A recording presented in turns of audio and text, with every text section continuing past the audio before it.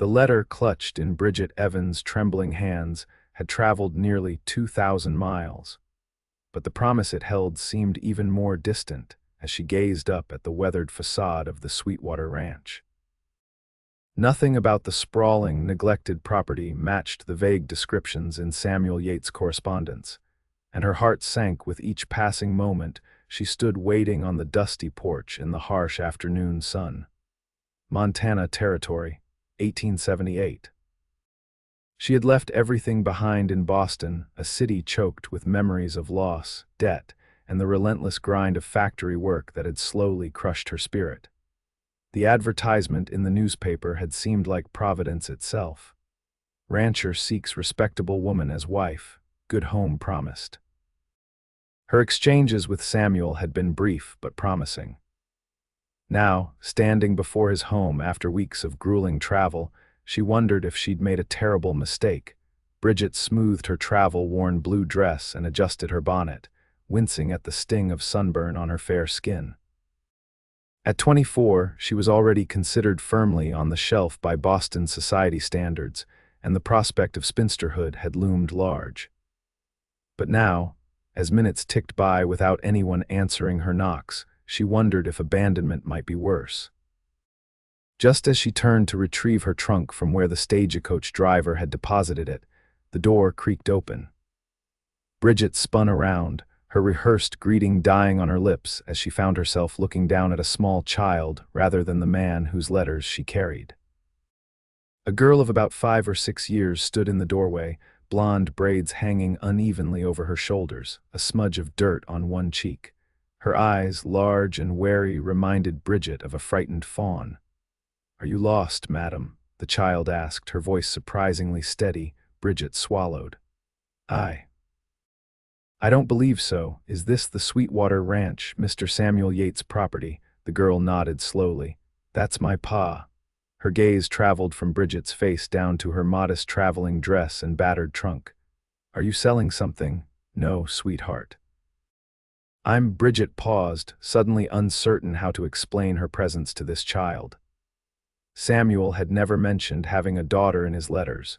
Before she could continue, thundering hoofbeats approached from behind. Bridget turned to see a rider approaching at speed, silhouetted against the setting sun. The horse, a magnificent chestnut, came to a skidding halt in the yard, and the man aboard it swung down with practiced ease. He was tall and broad-shouldered, his face partially shadowed by a wide-brimmed hat. Dust covered his work clothes, and his expression shifted from curiosity to something resembling alarm as he took in the sight of her standing on his porch. "Sarah Elizabeth, get back inside," he called to the child, his voice deep but gentle. The girl hesitated. "But Pa, now, please."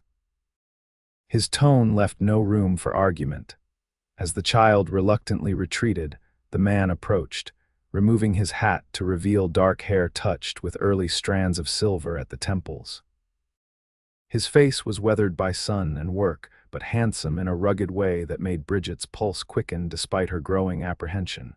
"Mr. Yates," she ventured, his eyes narrowed slightly.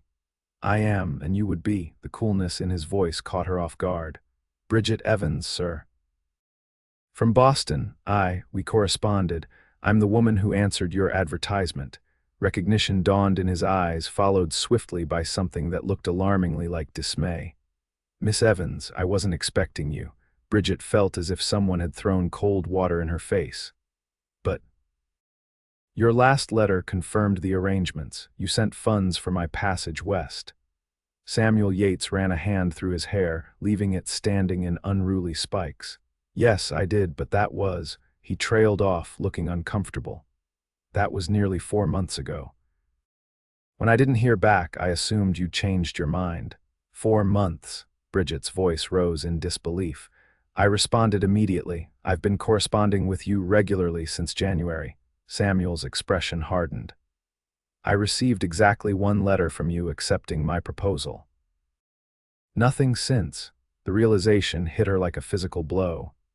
The stagecoach robbery, near Fort Laramie, the driver mentioned mail had been lost. An awkward silence stretched between them. In the distance, a cow lowed mournfully, as if in sympathy with Bridget's predicament. I see, Samuel finally said, though his tone suggested he didn't see at all. He glanced toward the house, then back at her, clearly conflicted.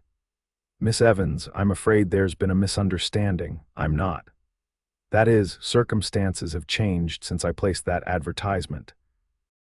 Bridget fought to keep her composure, though inside she felt herself crumbling. You're already married. No, he shifted uncomfortably.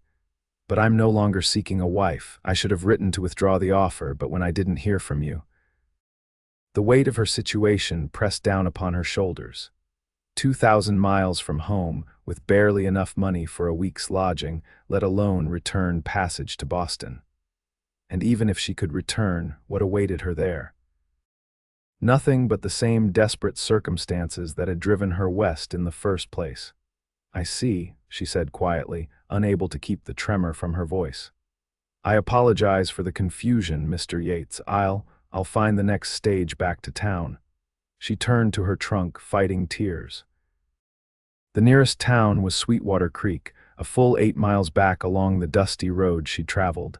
The stage had already departed, and night was approaching fast. Miss Evans, Samuel's voice had softened slightly. The next stage doesn't come through until Thursday. Bridget closed her eyes briefly. Thursday, 4 days away. I can take you to the Widow Miller's boarding house tomorrow, he continued, looking increasingly uncomfortable. But it's too late to start tonight. You'd best come inside. You can have the spare room for the night. Relief mingled with humiliation as Bridget nodded.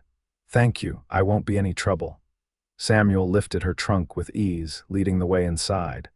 The interior of the ranch house was unexpectedly tidy, but showed signs of neglect. The furniture was solid but worn, and while the floors had been swept, the curtains hung unevenly, and a thin layer of dust coated the higher shelves. Sarah Elizabeth peered around a doorframe, watching the proceedings with intense curiosity. Sarah, this is Miss Evans. She'll be staying with us tonight, Samuel explained, setting down the trunk. Is she the lady from your letters? The girl asked bluntly. Samuel's expression tightened.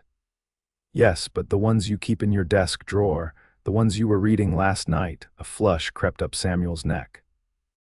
That's enough, Sarah. Go wash up for supper. The girl skipped away, and Samuel turned to Bridget with a pained expression. I apologize for my daughter. Her mother passed 3 years ago, and she's had little female influence since then. Understanding dawned. You didn't mention a daughter in your letters. No, he admitted, looking away. At the time, I thought it best not to complicate matters until an agreement was reached. Bridget's initial shock was giving way to indignation. You didn't think a child was worth mentioning when seeking a wife. Samuel's jaw tightened. As I said, Miss Evans, circumstances have changed. My seeking a wife was ill-considered. Before she could respond, he gestured toward a narrow hallway. The spare room is the second door. Supper will be ready shortly. You're welcome to rest until then. With that, he strode away, leaving Bridget standing alone in the unfamiliar room with her uncertain future hanging in the balance. The bedroom was small but clean, with a narrow bed covered in a faded quilt. A washstand held a chipped pitcher and basin, and thin curtains fluttered at the open window. Bridget sank onto the edge of the bed, finally allowing herself a moment of despair. She had gambled everything on this journey, and it appeared she had lost. After washing her face and hands, and changing into her second dress, a practical brown cotton that had seen better days, she made her way to the kitchen. Following the smell of cooking food, Samuel stood at the stove, awkwardly managing a cast iron skillet. Sarah Elizabeth was setting the table with mismatched plates and utensils, her tongue poking out of the corner of her mouth in concentration. Can I help? Bridget asked quietly. Samuel glanced up, looking almost relieved. If you wouldn't mind, I'm afraid I'm not much of a cook. The stew was simple beef, potatoes, and carrots, but Bridget managed to salvage it with a bit of salt and the remains of herbs hanging in bunches from the ceiling beam. As they sat down to eat, the awkwardness returned in full force. Where did you live before? Sarah Elizabeth asked, breaking the silence. Boston, Bridget replied. It's a big city far to the east. Did you have a house, a small apartment, much smaller than this? Did you have a horse? Bridget smiled despite herself. No horses in my part of Boston. I walked most places.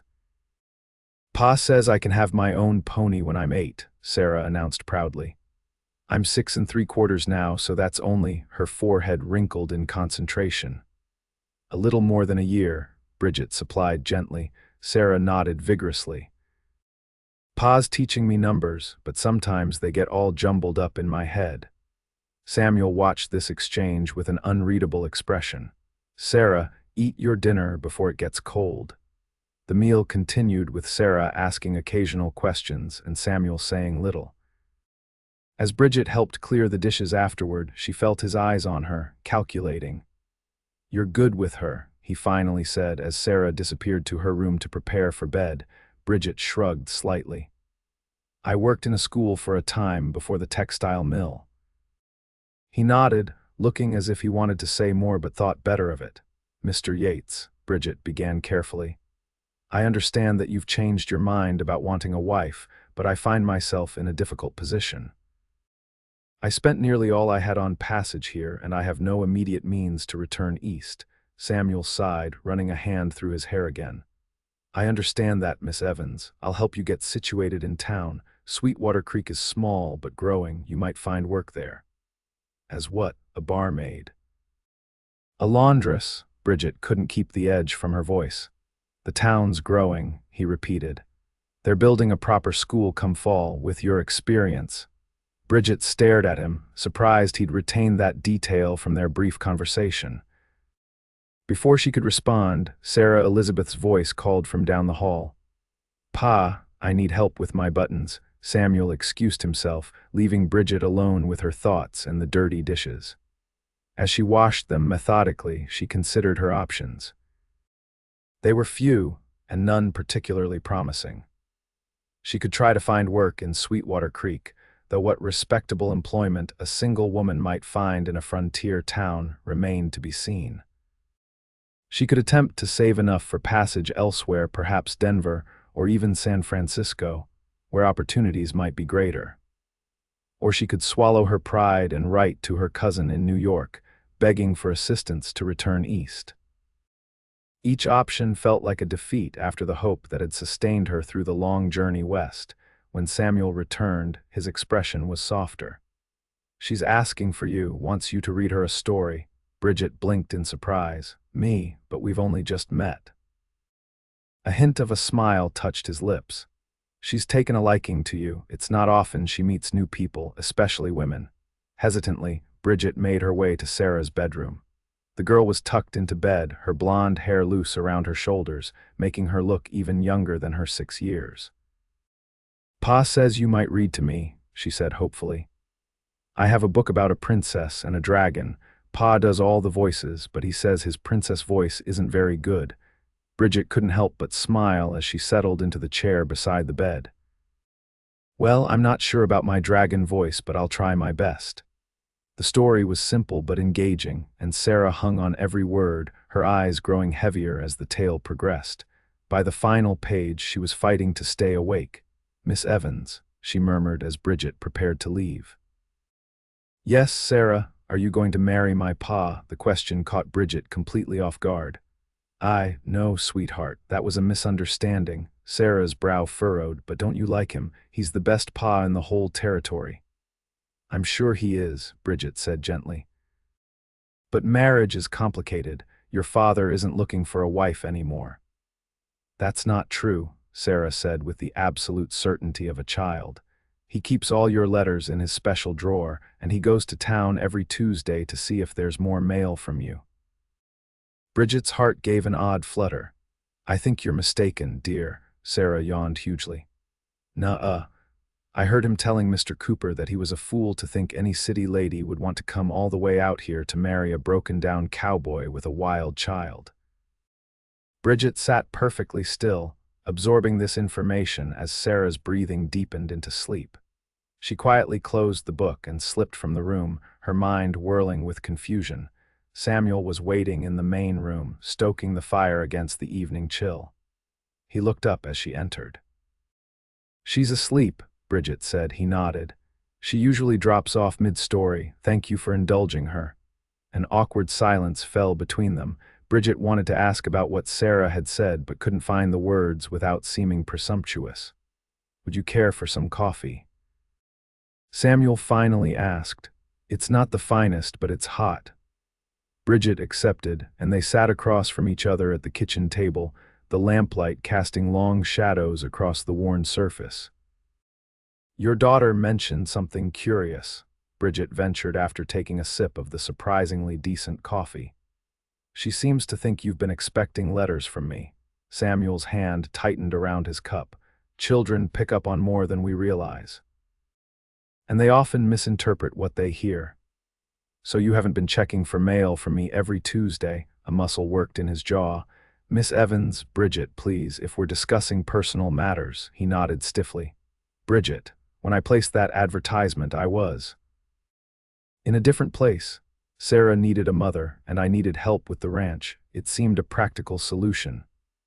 And now, Samuel stared into his coffee as if searching for answers. Now I realize it was unfair to expect any woman to take on a struggling ranch and a half-wild child.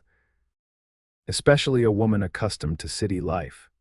You decided this without consulting the woman in question, Bridget observed, surprised at her own boldness. I assumed when no further correspondence came that you'd had second thoughts. It seemed providential, a sign that I should manage on my own. Bridget set down her cup. Mr. Yates, Samuel, he corrected quietly. Samuel, she amended. I entered into our arrangement with open eyes. I knew ranch life would be difficult. I'm no stranger to hard work. But you didn't know about Sarah, he pointed out. No, she admitted. But had I known, it wouldn't have deterred me. I've always been fond of children. Samuel looked up, meeting her eyes directly for the first time. Something in his expression made Bridget's heart beat faster. Why did you answer my advertisement? He asked. The blunt question caught her off guard. That is. The truth, please. Bridget took a deep breath. My parents died of influenza when I was 20. I had been working as a teacher's assistant but lost the position when the school closed. The only work I could find was at the textile mill.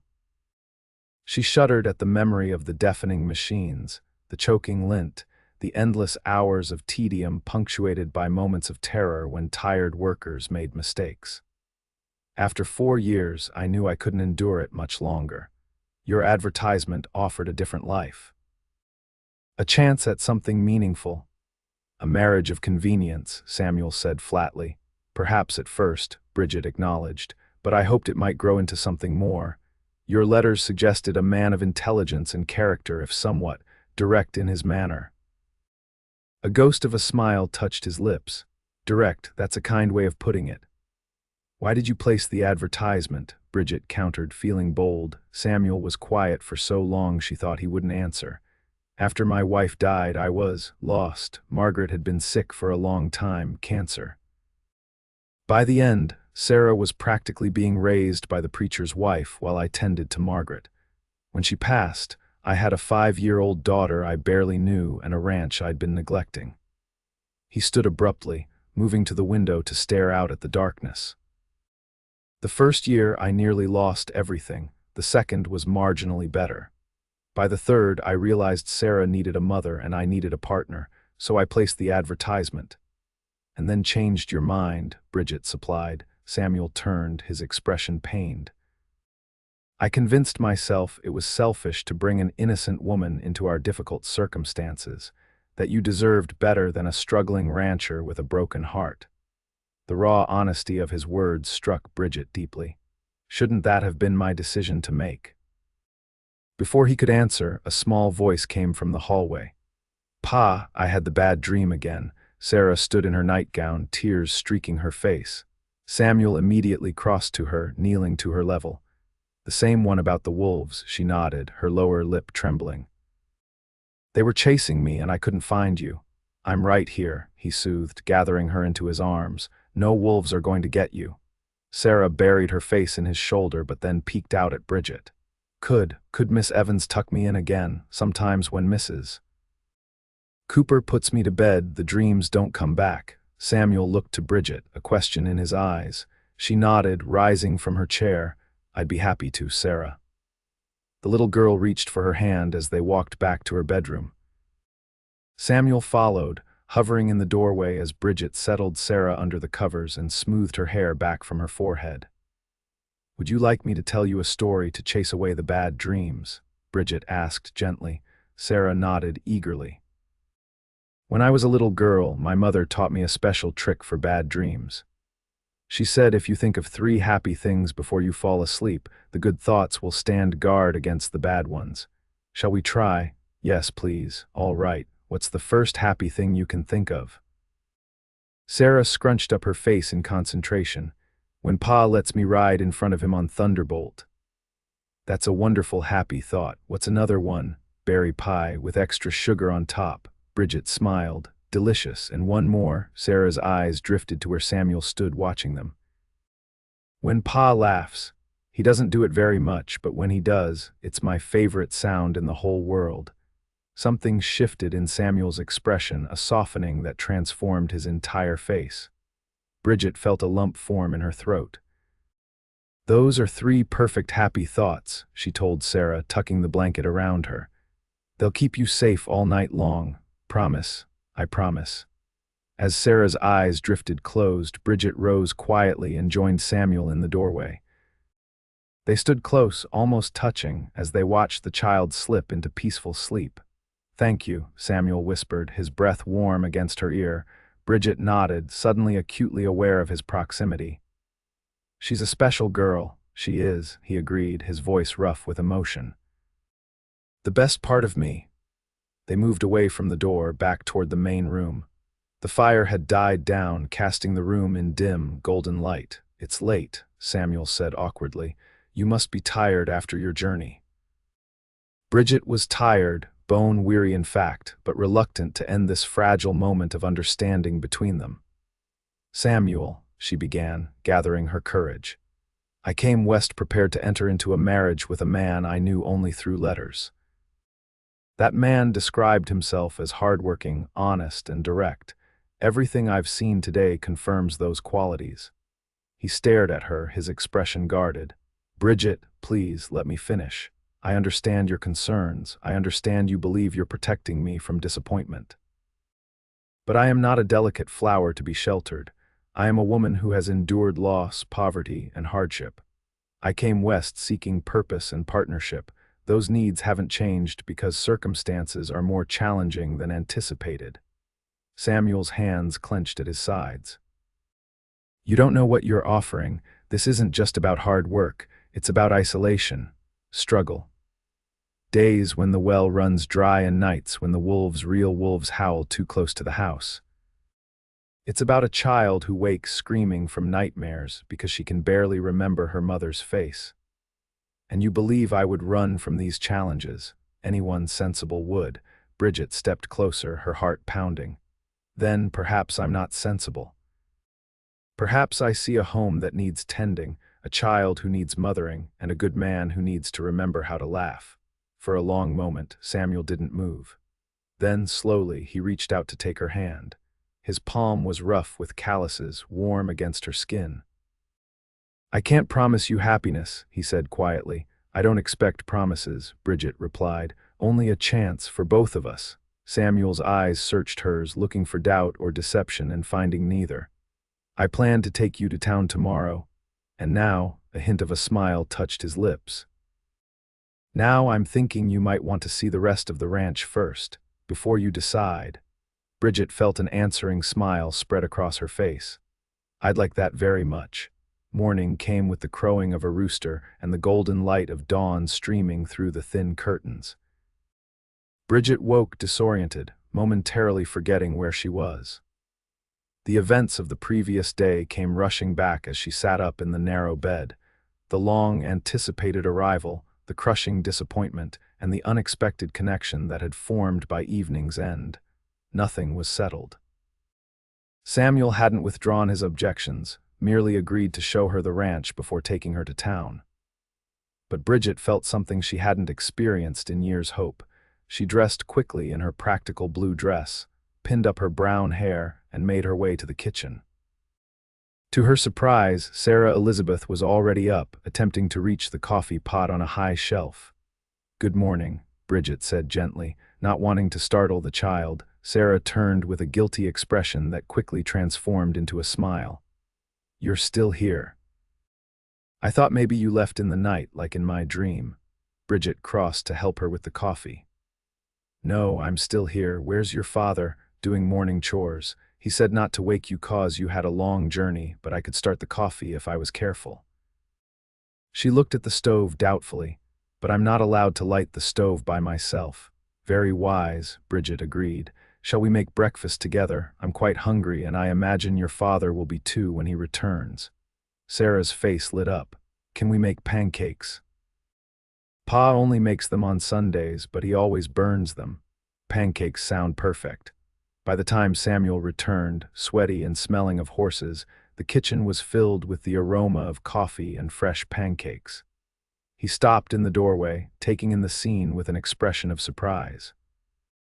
"You've been busy," he observed. Sarah bounced in her seat. "Miss Evans made pancakes, and they're not burned at all, even on the edges." Samuel's eyes met Bridget's over his daughter's head. "That does sound like an improvement over my efforts." "Sit down before they get cold," Bridget invited, trying not to feel too domestic as she poured coffee into a mug for him. They ate together, the awkwardness of the previous evening giving way to something more comfortable. Sarah chattered about her plans to show Bridget her favorite hiding spots around the ranch, while Samuel occasionally interjected with more practical information about the property. "It's 2,000 acres, he explained between bites, though only about half is usable for grazing. The rest is too rocky or wooded." "How many cattle do you run?" Bridget asked, genuinely interested.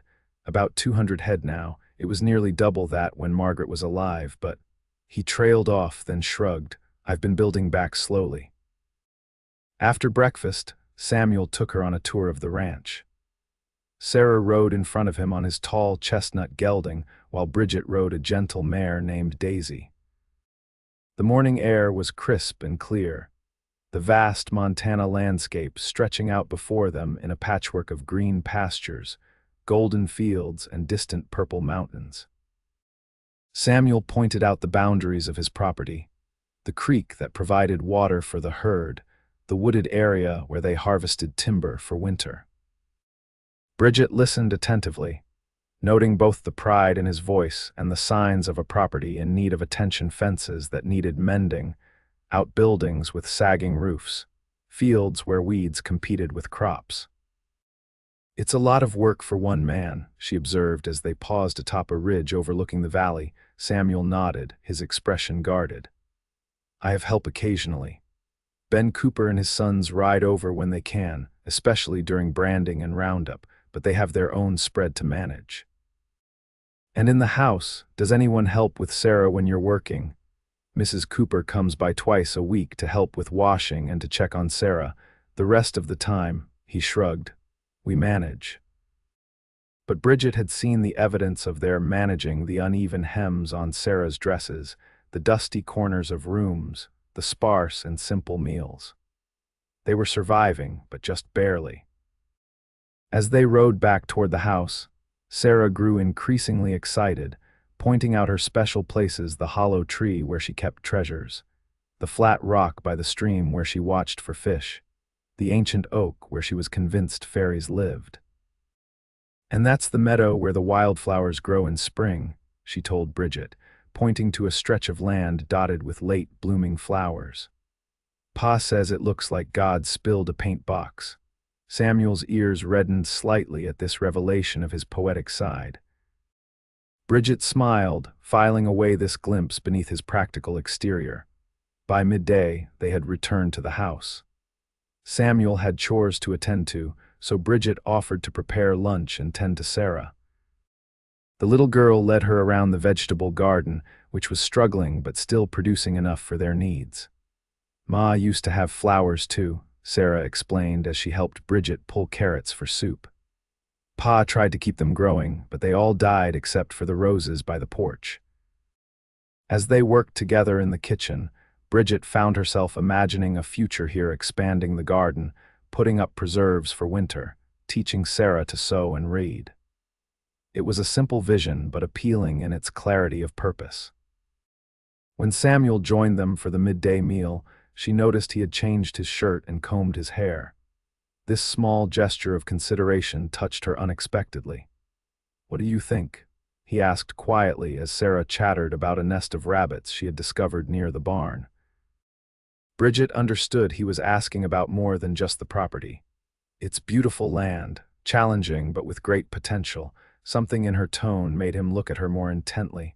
Most women would be discouraged by what they've seen today. "I'm not most women," Bridget replied simply. A hint of a smile touched his lips. "No, you certainly aren't." After lunch, Samuel reluctantly mentioned his need to check the herd in the north pasture. "I should take you to town before I go," he said, though his tone suggested he was no longer certain of this plan. "Or," Bridget suggested, "I could stay with Sarah while you check the herd. We could prepare supper for your return." Samuel hesitated. "You're not obligated, it's not obligation," Bridget interrupted gently. "Consider it a trial for all of us." He studied her face for a long moment, then nodded. "All right, I'll return before sundown." After he left, Bridget and Sarah tackled the most pressing household tasks. They swept floors, washed windows, and sorted through Sarah's outgrown clothing. The girl proved to be a willing helper, especially when Bridget turned the work into games. As they sat together on the porch shelling peas for supper, Sarah grew contemplative. "Miss Evans." "Yes, dear, are you going to stay with us?" Bridget chose her words carefully. "I don't know yet." "Your father and I are still getting to know each other."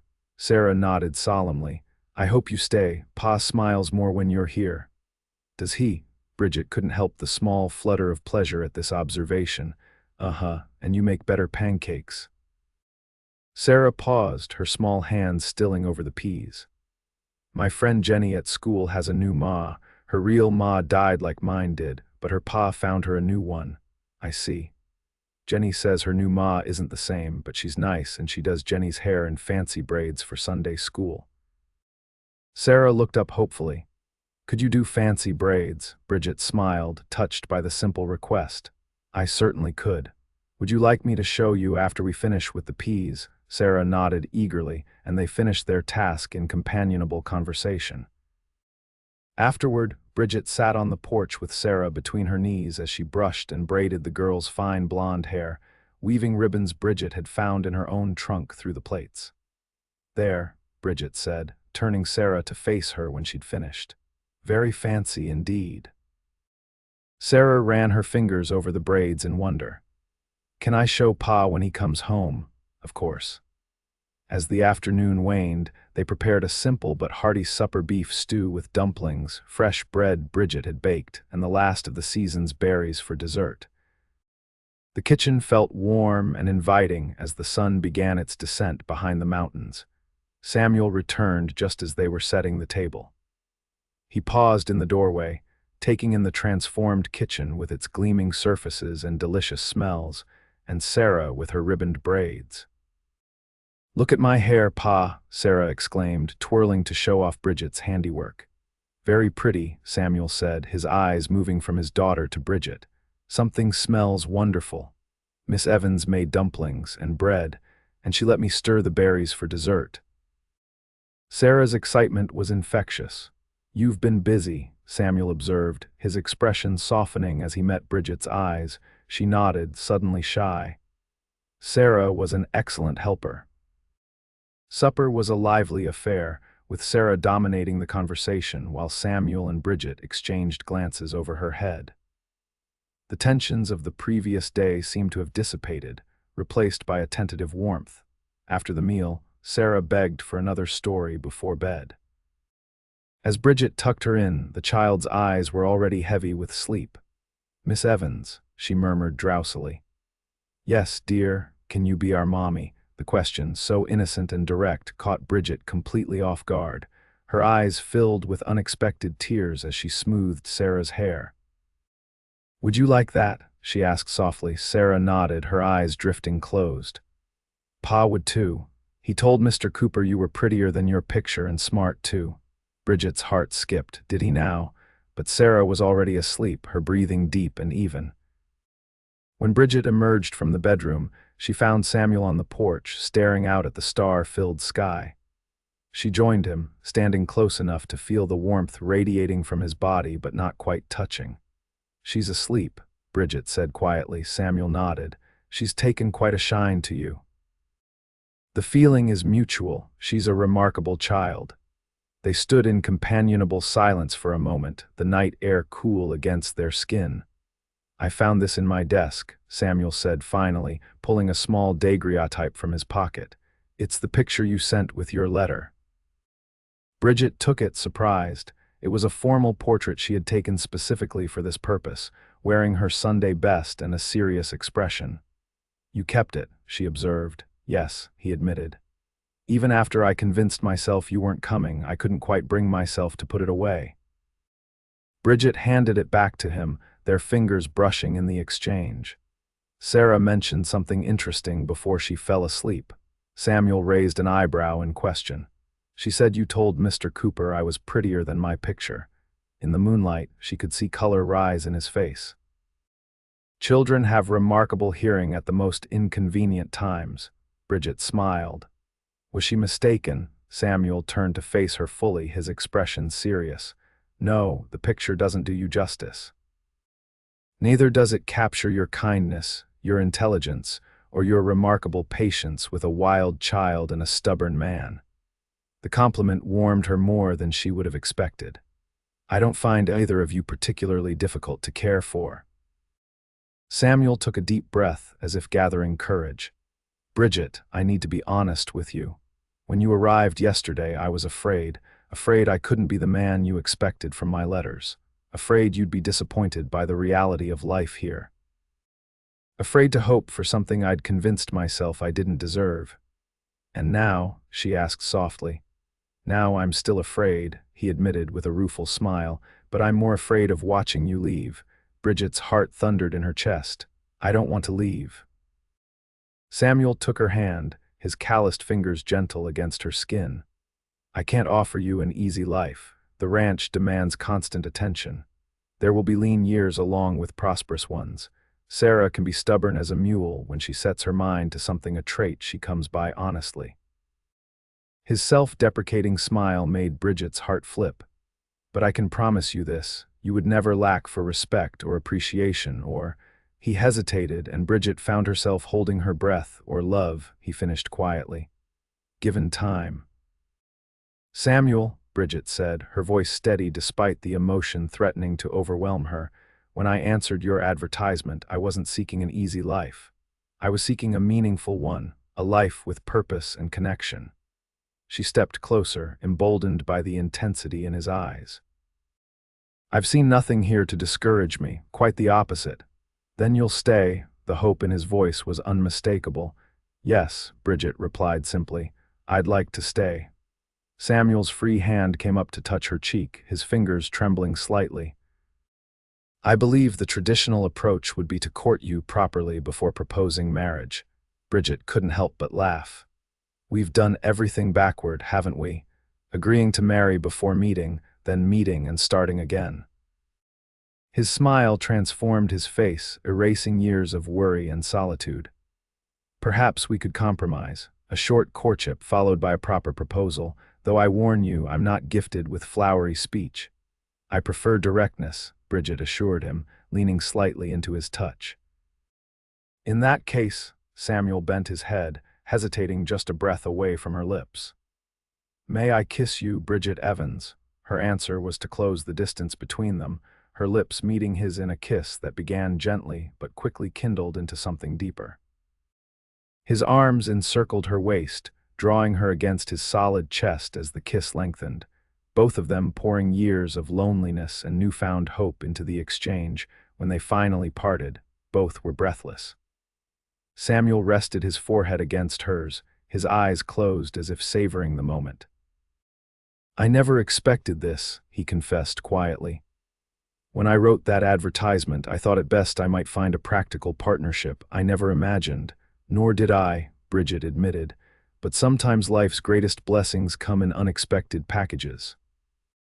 A sound from the house made them both turn. Sarah stood in the doorway in her nightgown, rubbing her eyes.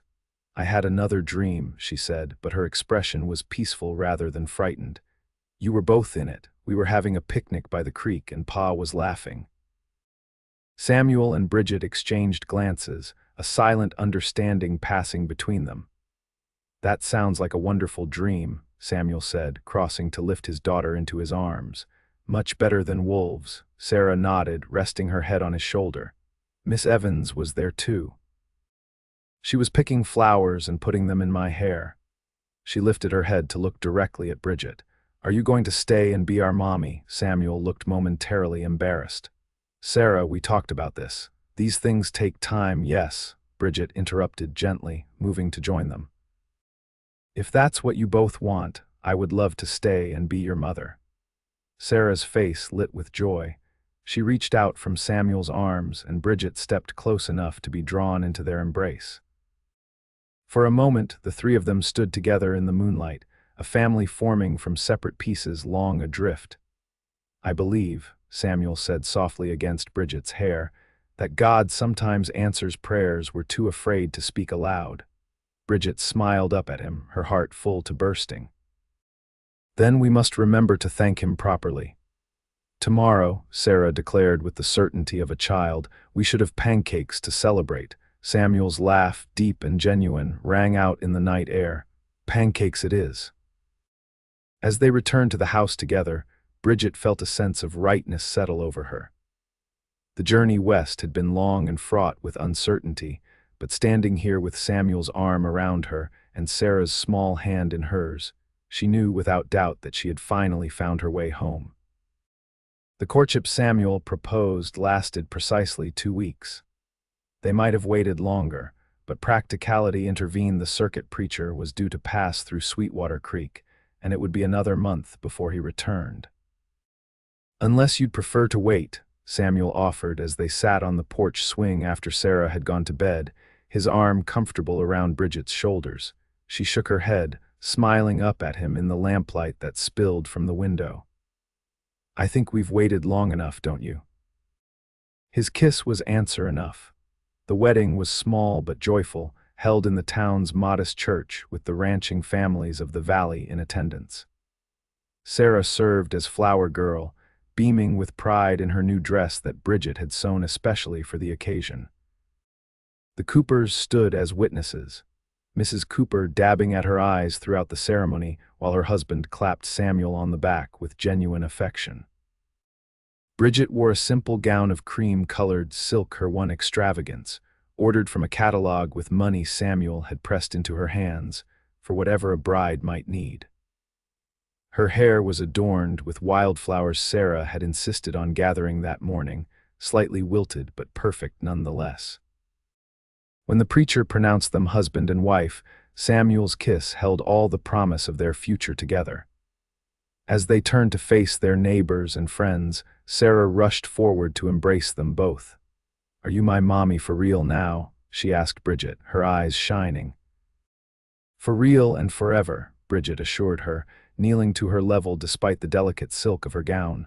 Sarah threw her arms around Bridget's neck. "I knew you would stay," she whispered. "I asked God to send us a mommy, and he sent you." Over the child's head, Bridget's eyes met Samuel's, and the love she saw there took her breath away. Whatever challenges lay ahead, they would face them together, not as strangers bound by convenience, but as a family forged by something far stronger. The years that followed brought both the hardships Samuel had warned of, and joys he hadn't dared to predict. The ranch flourished under their joint care, Samuel managing the cattle and land, while Bridget transformed the house into a true home, establishing a productive garden, and even starting a small business selling preserves and baked goods in town. Sarah thrived with Bridget's guidance, growing from a wild child into a confident young woman with her father's determination and her stepmother's compassion.